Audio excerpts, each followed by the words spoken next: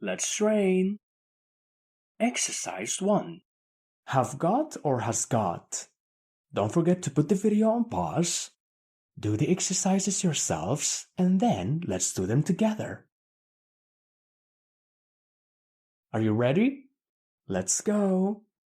Grandpa has got a very expensive watch.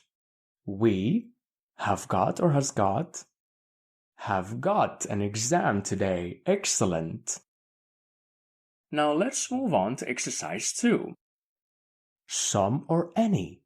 Don't forget to put the video on pause. Do the exercises yourselves and then let's do them together. Are you ready? Let's go. There are some kids outside playing. Have you got any salt? Excellent. The last exercise. How much or how many? Don't forget to put the video on pause. Do the exercises yourselves and then let's do them together. Are you ready? Let's go.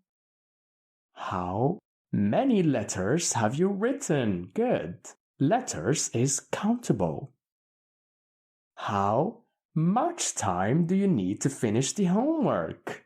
Excellent. If you understood the exercises, click here to move on to the next chapter.